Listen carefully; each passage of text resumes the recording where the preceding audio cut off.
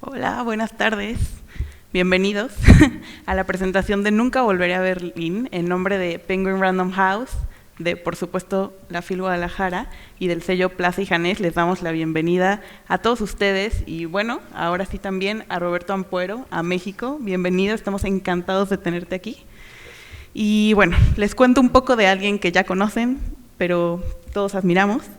Roberto Ampuero es uno de los escritores chilenos más leídos. Entre sus libros figuran las novelas La otra mujer, Los amantes de Estocolmo y Pasiones griegas, Las memorias, Nuestros años verde olivo y Detrás del muro, y la serie policial de Cayetano Brulé.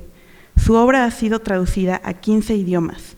Ha vivido en Cuba, Alemania, Suecia y México, y reside en Chile y Estados Unidos. Obtuvo su BA en la Universidad de La Habana y su máster y doctorado en the University of Iowa. Es fellow del prestigioso International Writing Program. Fue embajador en México y España y ministro de Relaciones Exteriores y de Cultura. Hoy también nos acompaña a presentar el director literario de Penguin Random House Chile, Javier Rodríguez, a quien también le damos una cálida bienvenida. Muchas gracias a ambos y bueno, ahora sí, comencemos.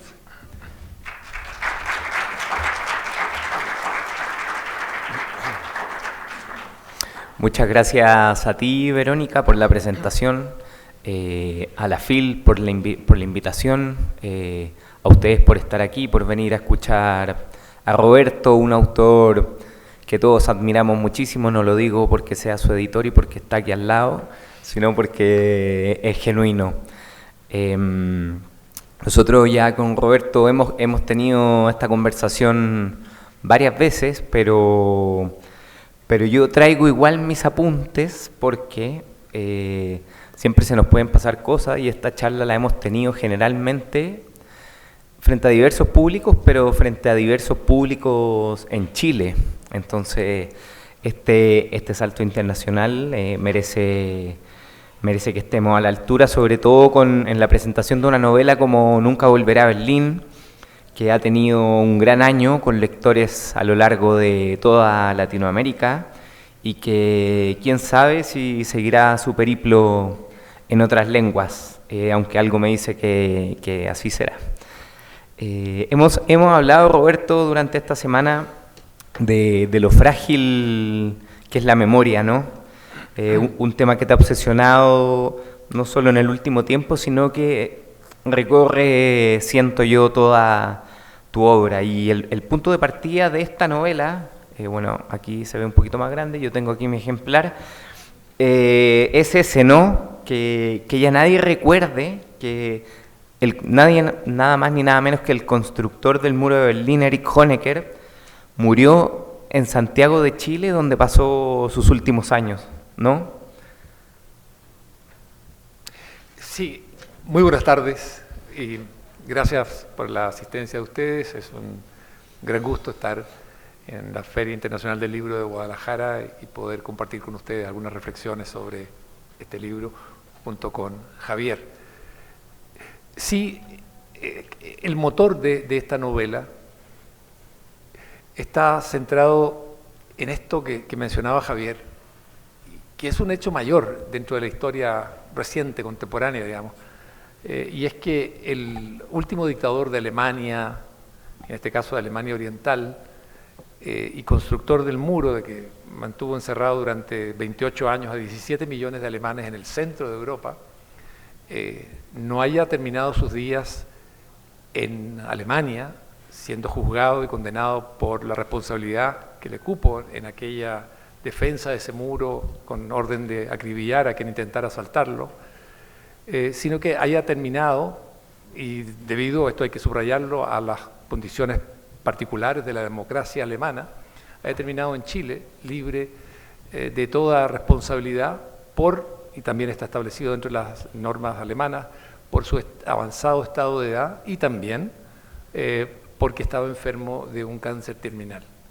Es muy interesante que se nos haya pasado a nosotros latinoamericanos, que estábamos muy sensibilizados en aquel entonces con la necesidad de reconstruir o profundizar las democracias, porque veníamos saliendo de dictaduras latinoamericanas, militares, muy represivas, que de pronto se corona, voy a decirlo así, en forma un poco irónica, este proceso con la llegada del único dictador, digamos, comunista que salió de su país y se asiló en otro país, en otro continente. Eso para mí ha sido siempre, porque conocí a Alemania Oriental, porque también viví en ella, algo que me ha estado tocando, digamos, algunas, yo diría, algunas fibras íntimas, en el sentido de que no me deja tranquilo. ¿Por qué hemos callado con respecto a esto? ¿Por qué hemos preferido olvidarlo?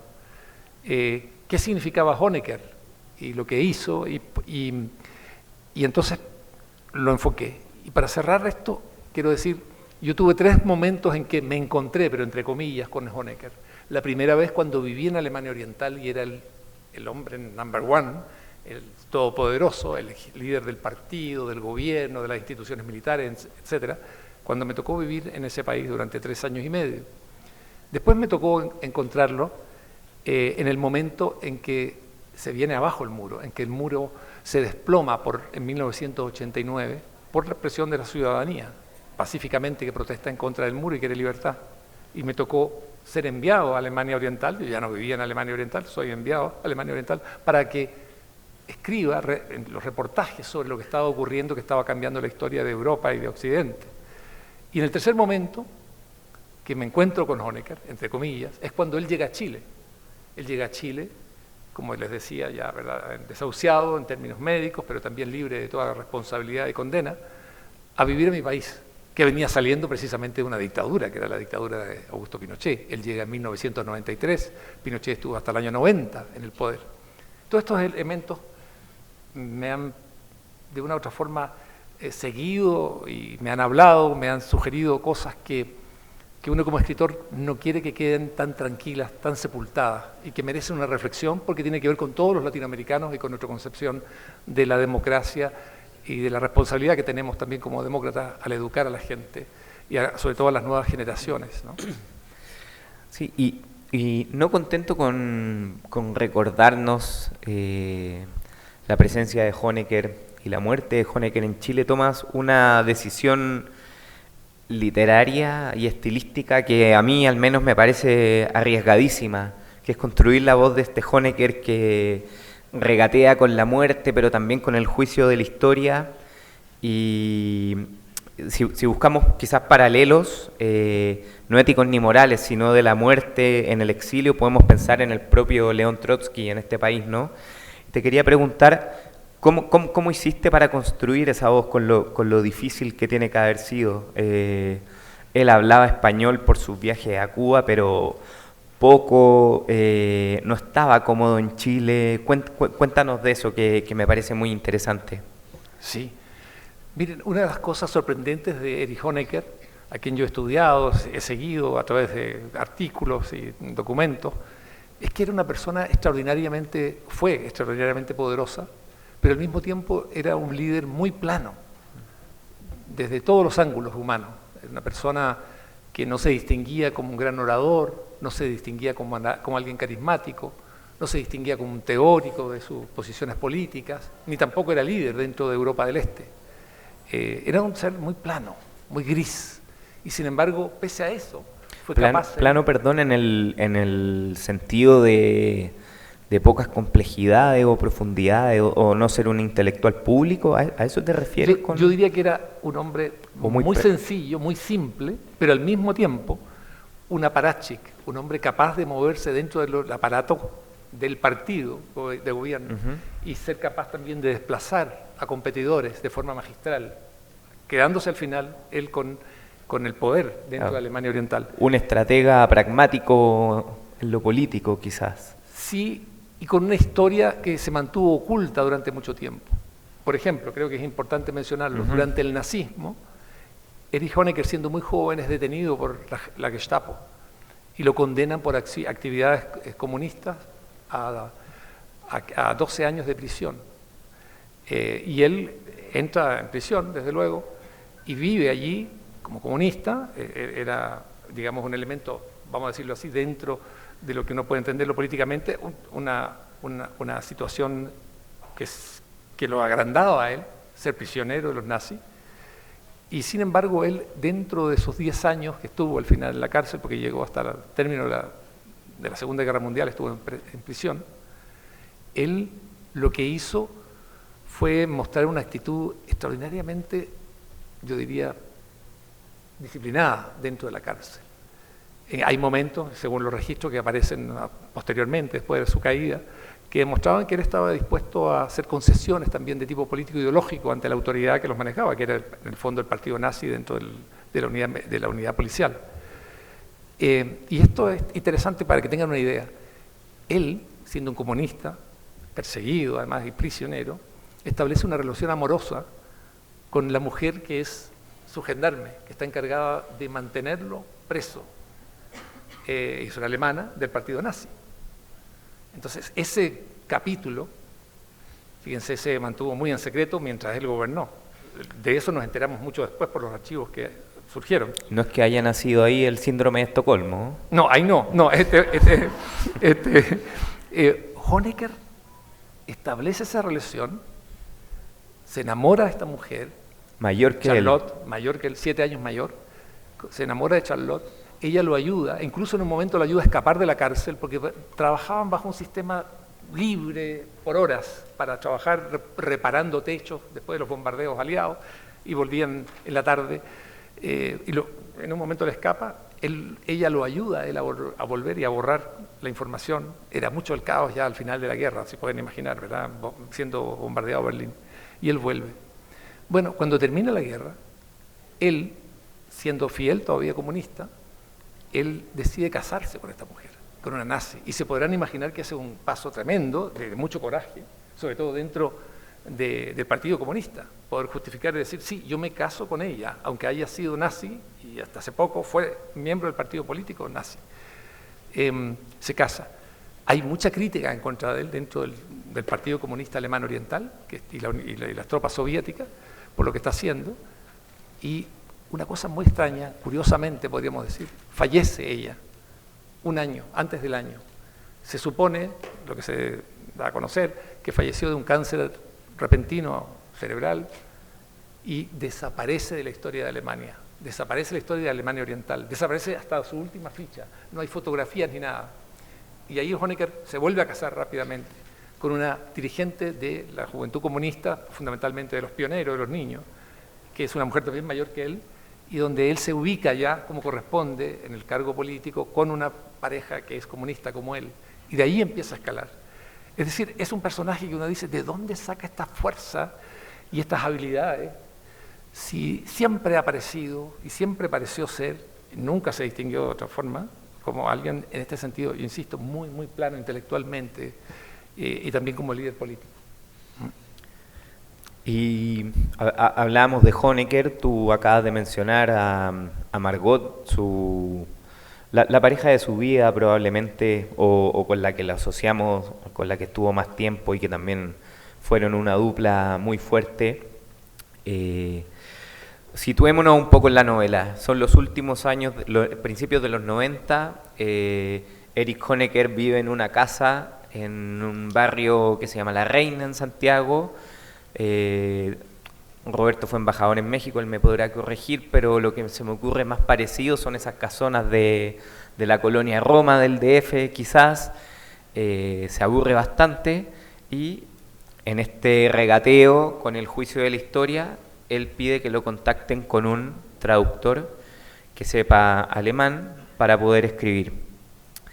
Y ese traductor es un exiliado chileno que volvió a Chile, que estuvo en Alemania Oriental, que tiene una historia parecidísima al autor y que el autor me lo ha negado hasta el final de los tiempos, pero que me gustaría que aquí dijera: ¿es Patricio Dupré el alter ego de Roberto Ampuero? Lo que sí es cierto es que estos dos personajes que tú mencionas son esenciales dentro de la novela, porque esta no es una novela sobre Erich Honecker, sino que gira en torno a Erich Honecker. Exacto. Y tiene que ver con esta pareja, como bien lo has dicho, una alemana que es periodista, que necesita y quiere entrevistar a Erich Honecker ya en sus últimos periodos Valentina de vida. Bode. Valentina Bode. Y este chileno, que había estudiado en Alemania Oriental, había aprendido por lo tanto bien alemán, y que estaba sirviendo de traductor. Y ella lo contacta a él para decirle: quiero que me ayudes porque quiero entrevistar a este hombre, porque yo viví bajo su régimen. Lo que rápidamente queda en evidencia dentro de la novela, tempranamente, es que ellos han sido amantes. Ellos fueron amantes cuando él vivió en Alemania. Fueron una pareja que se llevaba muy bien, estaban, digamos, con el sistema, y desean casarse, y piden el permiso para casarse. El permiso siempre en esos países se lo entregaba el Estado, sobre todo para casarse con un extranjero. Y el sistema, es decir, Honecker, le prohíbe a ella casarse con un extranjero.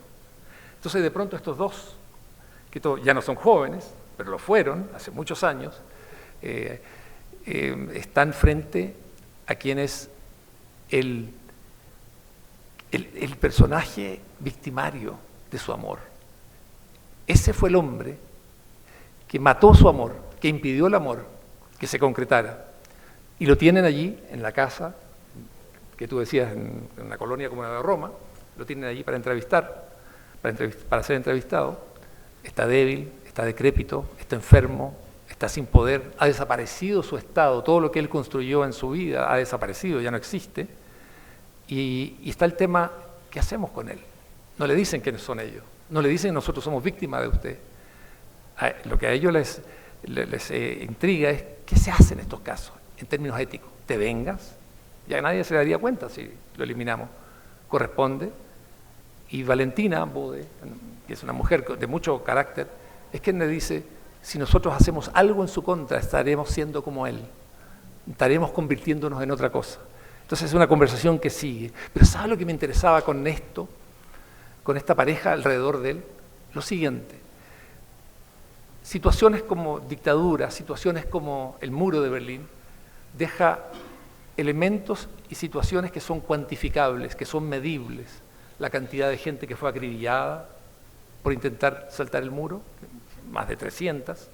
La cantidad, miles de personas que fueron heridas por intentar saltar el muro, miles que fueron detenidas por intentar salvar el muro. Todo eso es cuantificable. Todo eso lo podemos medir, todo lo podemos registrar, archivar. Sin embargo, hay algo que no se puede medir y que es el dolor que causan las dictaduras en general, en este caso la de Honecker, y son ellos quienes se dan cuenta que aquello que ellos han sufrido no hay forma de repararlo, que no hay indemnización posible, porque el tiempo se fue. El amor que ellos vivieron y que creyeron que podía concretarse en casarse y tener hijos y hacer una familia, es imposible. Se ha ido por ese hombre que está frente a ellos, que los recibe en las mañanas con un cafecito para conversar sobre su papel en lo que fue Alemania Oriental. A mí me interesaba especialmente aquello de lo que no se puede cuantificar, que tiene que ver con el dolor, la decepción, la tristeza, lo que tiene que ver también con el desamparo y con la muerte de las ilusiones. Entonces, a partir de ese momento, ellos se dan también cuenta que tienen que ya han hecho otra vida y que el volver al pasado es imposible. ¿Qué se hace a partir de entonces? No te puedes vengar, no puedes recuperar aquello que perdiste, esos años se fueron para siempre. ¿Cuál es tu destino? ¿Tiene algún sentido o tu vida, bueno, va a ser así, triste? Hay un montón de otros elementos que no quiero mencionar porque no quiero contarles toda la novela, pero que sí son importantes porque cada uno de ellos ha desarrollado una vida secreta a partir de la separación, que se va revelando en la medida en que ellos van conversando y que no siempre se confiesan. Sí, sobre eso te quería pedir una reflexión, Roberto, sobre lo no cuantificable. Creo que todos tenemos en la cabeza las imágenes de cuando se derriba el muro de Berlín, ¿no? Pero ¿cuántos muros invisibles fueron los que construyó Honecker? Y esos quizás no se van a poder derribar nunca o ya no se derribaron. Y es precisamente ese el muro que construye entre Patricio y Valentina, ¿no? Así es, porque es un sistema que exige además, un compromiso. Ese muro y ese sistema defendido por el muro lo que exige de sus ciudadanos es un compromiso con ese muro y con esa restricción a la libertad, justificarlo. Es muy interesante, cuando yo viví allí, una de las cosas que más me sorprendió fue que el concepto el muro, que en alemán es die Mauer, no existía, estaba prohibido. Estaba prohibido ser utilizado en las noticias, en los discursos políticos, en la vida pública, en la literatura, en el cine. El concepto que se desarrolló fue el de la valla valla de defensa antifascista. Esa era la forma, no se podía hablar de muro. El régimen no quería que se hablara del muro. Y otro elemento que me impresionó enormemente, porque te da la medida de lo que es el dolor, es algo que era muy triste para todos los alemanes orientales, amigos míos, en algún momento me lo confesaban, para hombres y mujeres. Y era el momento en que ellos hablaban con sus hijos, que eran niños felices en el kindergarten, ¿verdad? Como es la vida de los niños si están bien cuidados por su familia. Inserto en este sistema. Insertos completamente en el sistema. Un momento en que tienen que decirle a sus hijos, ¿tú ves ese muro que está allí? Porque estaba a la vista y al otro lado seguía la ciudad. Bueno, nunca podrás salir de aquí, nunca lo podrás cruzar hasta que no cumplas 65 años y hayas jubilado. Te lo digo yo, que soy tu padre o tu madre, y tienes que quedarte callado, no hablar de esto, porque nos va a hacer muy mal hablarlo ante los demás. Pero ese muro nunca lo podremos cruzar juntos, porque cuando tú tengas 65 años yo ya voy a estar muerto. Es un momento terrible. Y los 65 años en esa época eran una sentencia de muerte casi. Así es. Y además era muy difícil de poder vivir con aquello, porque obviamente quien vive detrás de muros no puede eliminarlos, hacerlos desaparecer de su fantasía y hacer como que no existiera. Siempre el muro estaba allí. Curiosamente, yo hasta hoy, y yo tuve la suerte de tener cierto chileno, tenía un pasaporte chileno que al final pude salir de allá, que no era fácil porque se necesitaba muchos permisos, pero sabía que iba a salir porque tenía pasaporte chileno. Ese muro, cada vez que yo veo en esas fábricas con sus muros y sus rejas arriba, ¿verdad? Algunos lugares de almacenamiento de mercancías, que son muros, siempre me persigue esa visión del muro que uno veía y que sabía que no lo podía saltar, que no lo podía cruzar. Y por eso, desde luego, me alegró enormemente ese 9 de noviembre de 1989, cuando yo, viviendo en Bonn, siendo corresponsal de prensa en Alemania Occidental, de pronto me llega ese llamado de la agencia, ¿verdad?, que tenía la sede en Roma, diciéndome que yo soy la persona indicada para que vaya a reportear sobre lo que está ocurriendo. Cosa que jamás me imaginé, porque cuando yo vivía allí, yo consideraba eso como eterno, en el sentido de que eso no podía cambiar sino mediante una guerra entre Occidente y la Unión Soviética, que por fortuna no se dio, porque parecía imposible que la gente pudiera rebelarse como lo hizo. Uno sabía que la gente no estaba con el sistema, sabía, pero no se expresaba. Pero llegó el momento en que sí la gente se atrevió. Para mí fue muy emocionante estar ya, cuando la autoridad había perdido el poder, estar en Berlín Oriental. Había alquilado un pequeño departamento y miraba yo, estaba en el primer piso y miraba pasar por la calle las masas, ¿no?, gritando: nosotros somos el pueblo, queremos la unidad, queremos libertad. Y el poder, eso nunca lo olvidaré, estaba en la calle. Ya estaban los edificios, las estructuras del gobierno y del Estado alemán oriental, pero ya no tenía fuerza, no tenía capacidad, nadie lo escuchaba. Se había roto el muro, que era la forma de controlar a la población. Entonces, ver aquello fue, yo diría, muy aleccionador. Primero, de darse cuenta que hay cosas que uno considera imposibles, pero no son imposibles y pueden ocurrir. Segundo, el coraje de esta gente, que tardó en expresarse, pero el coraje. Y lo tercero, que fue un movimiento absolutamente pacífico. No se quemó un solo automóvil, no se quebró un solo vidrio, no hubo ni un herido tampoco, más allá de lo que generaba, digamos, la policía con su represión. Y fue casi, yo diría, un movimiento a lo Gandhi de protesta y de decir: no seguimos con no continuamos en esto. Y se derrumbó el sistema. Yo creo que ese tipo de reflexiones son importantes y solamente se podían hacer a través de dos personajes como Patricio y como Valentina, quienes sufrieron aquello que es imposible de ser mensurable. Precisamente de Valentina quería que conversáramos un poco. Creo que ella representa otro de los temas centrales de tu narrativa, que son las conversaciones inconclusas, ¿no? Sí. Ya sea por la vida o en este caso derechamente por razones políticas. ¿Qué quisiste representar con ella más allá de lo que ya nos adelantaste ¿Cuál era su móvil? ¿Cómo la construiste también? Miren, yo soy un convencido y en varias novelas he abordado esto y siento que el tema me sigue persiguiendo, esta convicción de que la vida es una secuencia siempre de muchas conversaciones, sino de todas las conversaciones que no fueron llevadas a término. Es decir, que la muerte de la persona o de la otra, del interlocutor, termina con un diálogo que nunca se imaginó que era ya el final. Y que sobre todo cuando uno pierde a seres muy queridos, se da cuenta que uno ha cometido un gran error al pensar que esa persona siempre iba a estar allí. Y de pronto no está, desaparece. Ya no se puede continuar esa conversación. Eso pasa con los padres fundamentalmente, con los abuelos. ¿Cuántas conversaciones pendientes? Con las parejas que se tuvo, con amigos, con en algún momento se distanciaron. Y creo que ese es un riesgo que está siempre permanente, está siempre allí presente, y yo creo que ayuda mucho a pensar siempre, cuando estás hablando con las personas, que esa puede ser la última conversación, que así ocurren las cosas, ¿no? Que la gente se va cuando menos se espera.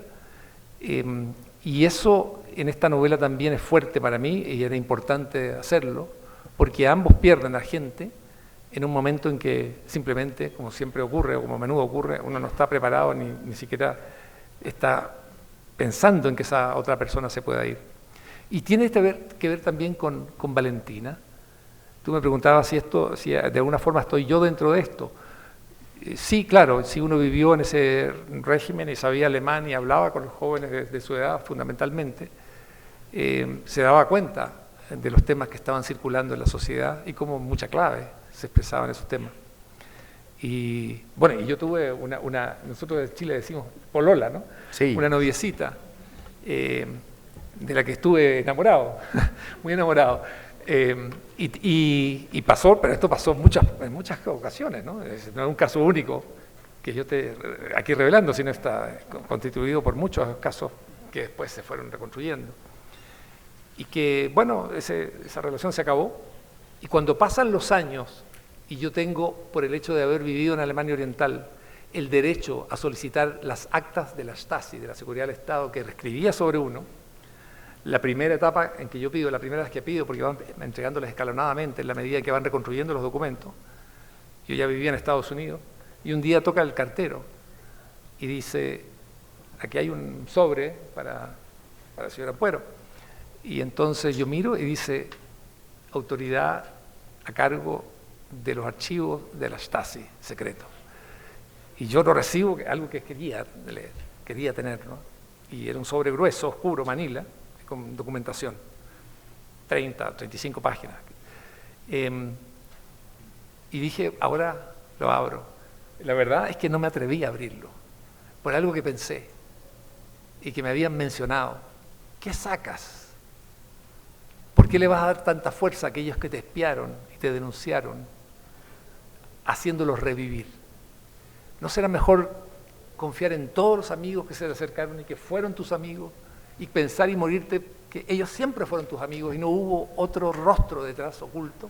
¿O quieres saberlo? ¿Y qué sacas con eso? ¿Los vas a ir a ver? ¿A insultarlos? ¿A exigirle aclaración? Ese es un tema que me interesó mucho. Cuando llega ese sobre, yo le dije a mi señora, yo no quiero abrirlo. Y me dijo ella, yo sí.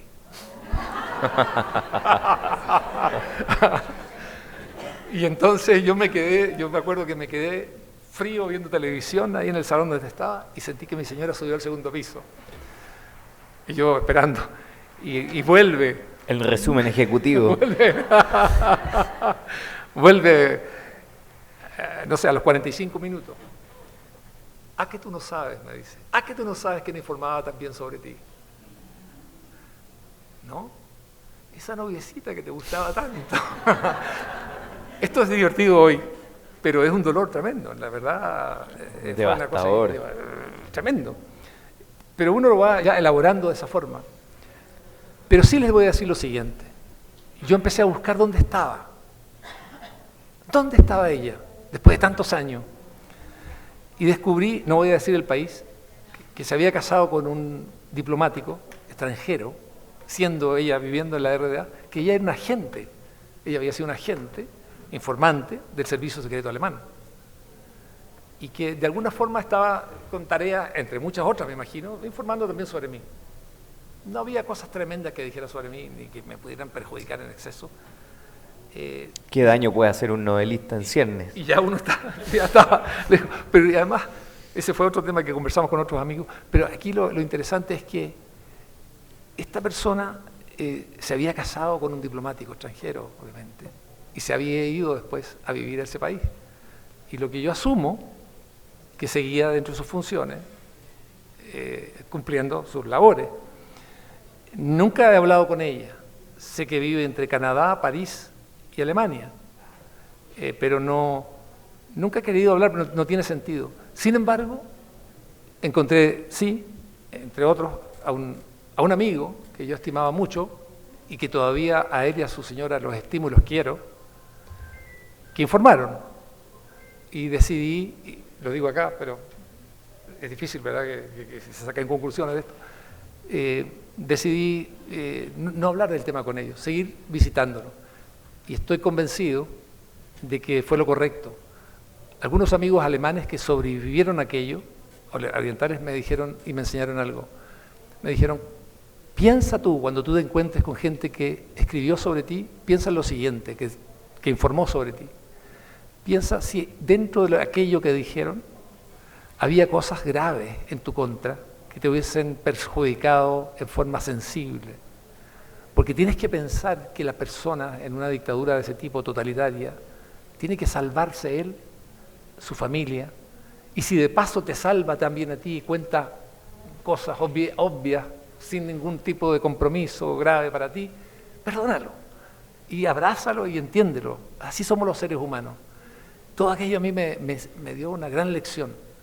Y por eso cada vez que a mí se me acerca alguien a conversarme sobre gente que vive en dictadura y me dicen, yo esperaría más de esta persona, que hablara con más claridad, no me siento autorizado como para elevar yo una crítica, porque pienso que cada ser humano actúa de acuerdo a las circunstancias en que vive, y si no le hace daño a alguien, pero tampoco se convierte en un héroe, necesariamente, creo que es legítimo, creo que es legítimo. Juzgar así en abstracto es muy fácil, pero esa historia en Alemania me enseñó mucho y yo quise llevarla a la literatura, a la ficción, a la novela, porque creo que eso es lo más fuerte. Y yo me di cuenta que cuando yo hablaba de los números de ejecutados, de heridos, eso sí, ustedes lo tomaban. Sin embargo, cuando uno habla del dolor de la persona, de la inseguridad, de la traición, de la información, del compartir información sobre personas conocidas con la policía, de un régimen dictatorial, ustedes miraban también con mucha atención. Es la complejidad del alma humana, ¿no?, de las personas. Todo esto me interesaba mucho en esta novela, Nunca volveré a Berlín. Esta pregunta te la hago estrictamente desde la ficción. Esta es una novela política, de espías, pero yo creo que una dimensión que no se ha destacado tanto quizás, que ahora la estamos conversando, es una novela de amor también, o quizás de desamor. Te quería preguntar, ¿hay espacio para el amor entre cuadros tan pragmáticos, entre decisiones que parecen ser de vida o muerte? ¿Perdura ese amor? ¿Uno ama el recuerdo, se aferra a la nostalgia? ¿Cuál fue tu reflexión respecto precisamente al amor en estos contextos totalitarios al escribir la novela? La impresión que yo tengo, y escribiendo la novela, era que el amor era un gran espacio de libertad. El amor era un espacio de libertad. El sexo también. El sexo era un espacio de libertad, donde el Estado no podía entrar. Y estas dos instancias, digamos, vinculadas, generaban un espacio de libertad que la gente trataba de aprovechar, junto con el espacio de libertad que otorga la amistad, donde reina la confianza. La intimidad, finalmente. Sí, la intimidad, la complicidad. Entendida en las relaciones humanas, sí, más profundas. Está allí la fuerza.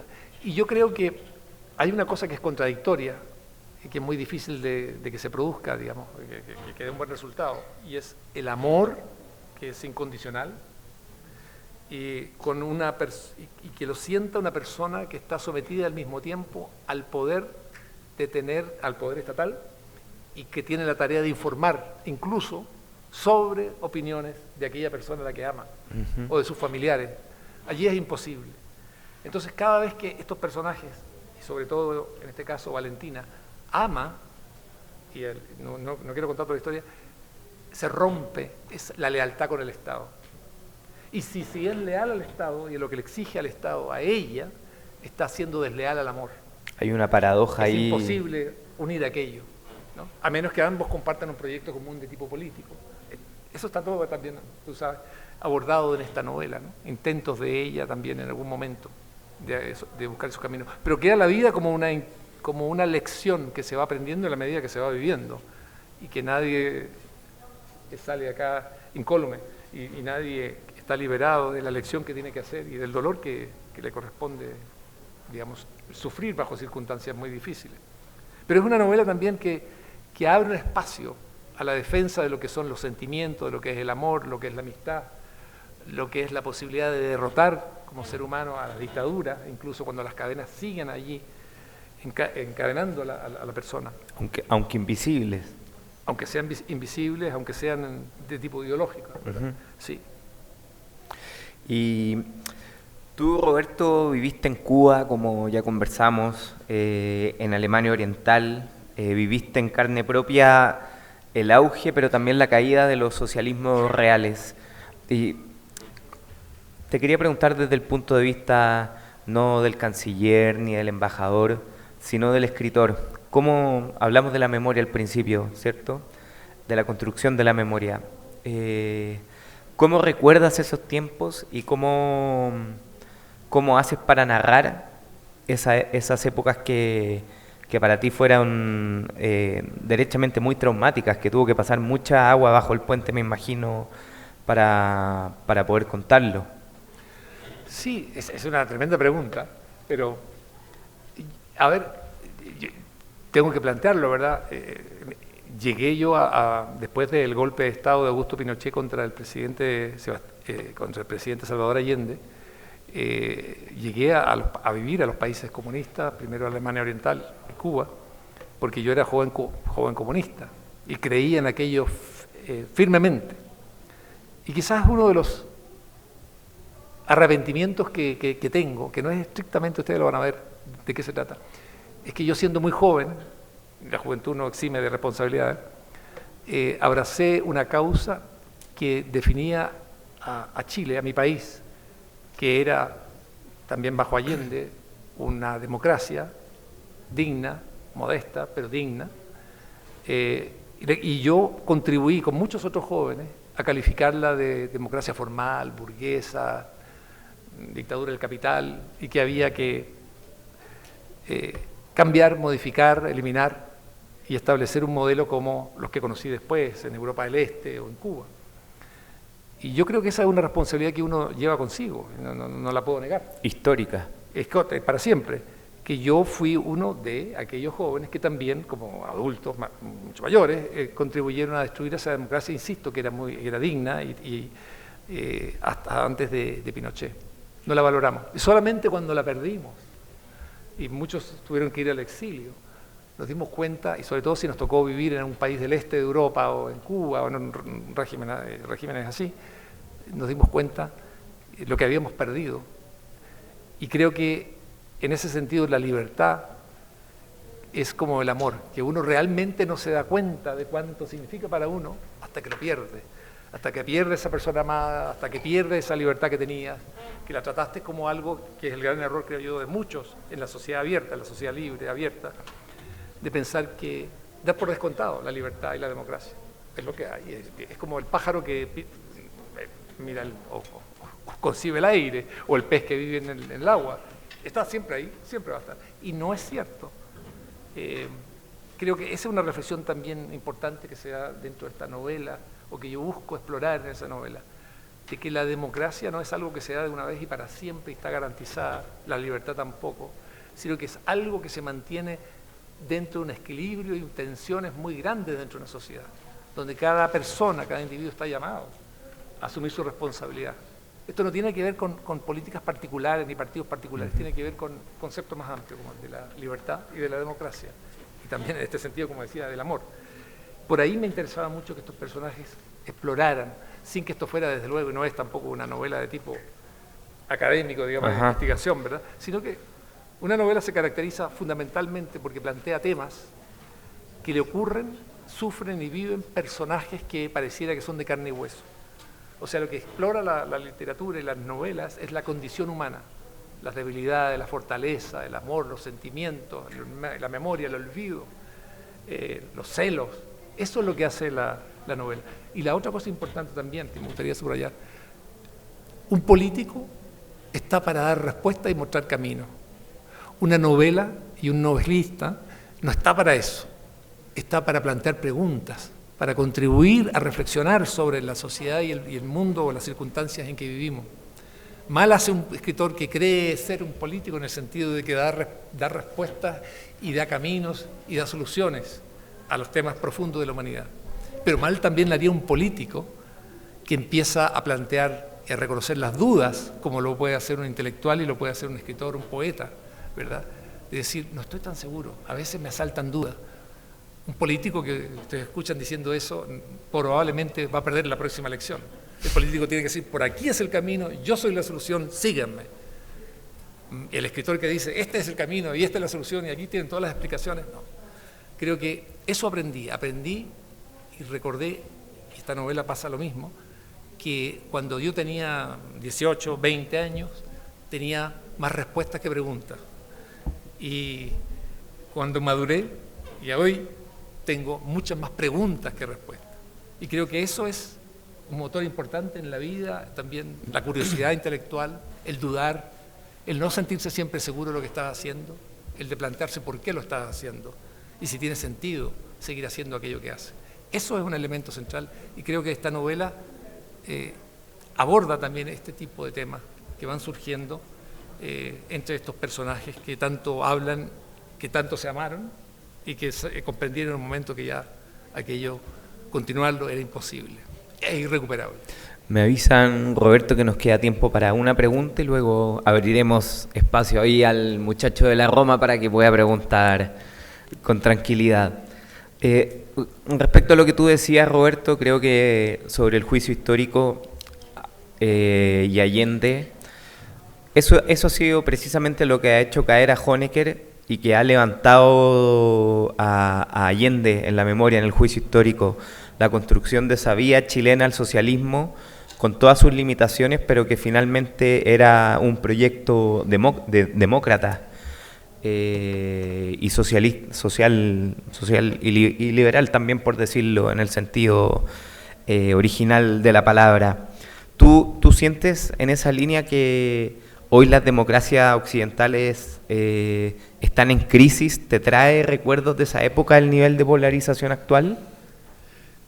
Yo creo que como Occidente hoy está en una crisis profunda, como no ha vivido una, a menos que nos remontemos al año 33, al 45, el nazismo, el fascismo, que fueron una amenaza para Occidente, pero que fueron derrotados. Hoy Occidente, y me refiero a las sociedades abiertas, democráticas, están en varias crisis, unas que son internas y otras son externas, pero tenemos, por ejemplo, elementos que hay que considerar. Tenemos una ciudadanía en todas partes muy crítica de la clase política, muy crítica de los partidos políticos. Y la democracia funciona con partidos políticos y políticos. Entonces ahí hay una visión muy crítica de la ciudadanía con respecto a lo que son los pilares de una democracia. Y ese es un elemento delicado. Pero también tenemos amenaza, como yo diría como Occidente, de nuevos regímenes autocráticos, dictatoriales, ¿verdad?, totalitarios, que están operando y que han mostrado ser capaces de pasar a la ofensiva. Y un punto muy interesante que quiero mencionar para no seguir explayándome más sobre esto, pero quiero decirle, por ejemplo, durante la Guerra Fría, que se enfrentaba fundamentalmente Estados Unidos con la Unión Soviética nunca fue capaz de superar a Estados Unidos en términos tecnológicos ni en términos tampoco de bienestar, de prosperidad de su población. Hoy, el caso de China y lo sabemos, ha sacado más de 450 millones de personas de la pobreza en los últimos decenios. Ese es un dato, le guste a uno el régimen chino o no. Y también ha sido un sistema que ha logrado desarrollar, bueno, una economía capitalista, ¿verdad?, que se llama capitalismo salvaje, pero ha logrado desarrollar una tecnología que por primera vez compite y en algunos sectores está superando a Estados Unidos. Nunca le había ocurrido eso a Occidente, nunca. Su superioridad tecnológica y obviamente no solamente en lo democrático y en lo libertario, sino que también en lo económico y en lo de prosperidad, se está viendo cuestionada. Y por otro lado, lo interno, la crítica de la ciudadanía en las sociedades democráticas frente a la clase política y los parlamentos. Creo que esos son elementos graves, delicados. Debemos darle una solución porque este mundo sigue avanzando y a paso agigantado. Abrimos la palabra al público. Tenemos tiempo para una pregunta y nada más, me dicen, si no me niegan la visa de vuelta a México.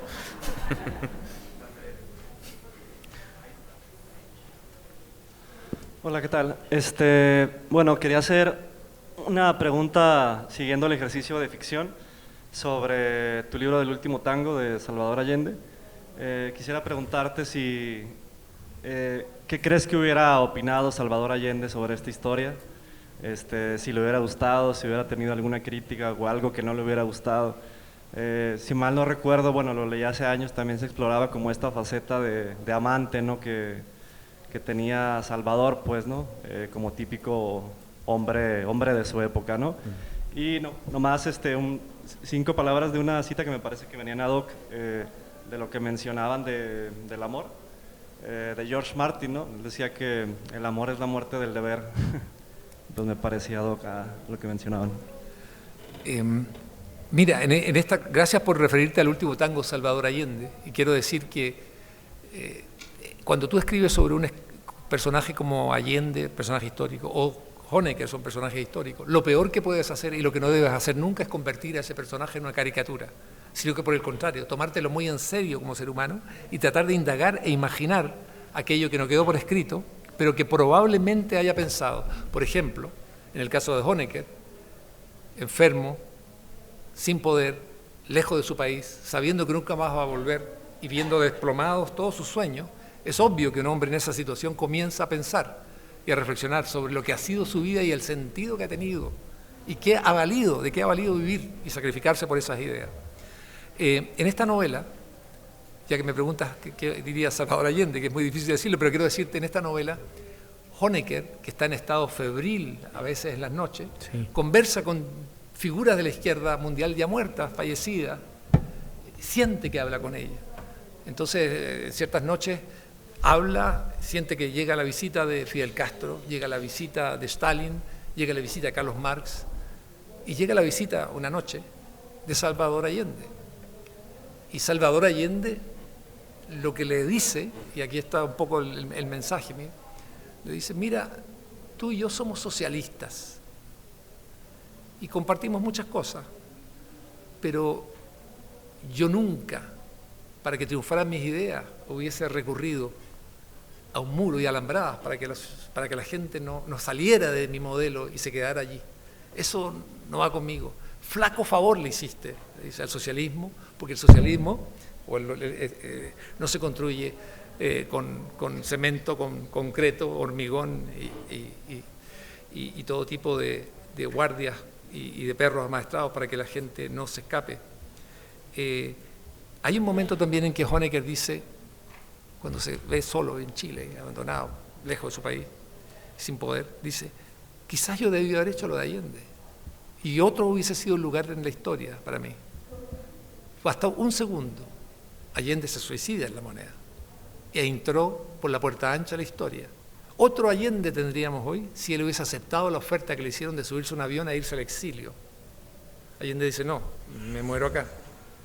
Ahí Honecker piensa, esto es dentro de la novela, si yo hubiese hecho esto, ir a mi escritorio, buscar el arma de caza que tengo y suicidarme, otro sería mi sitial en la historia del mundo.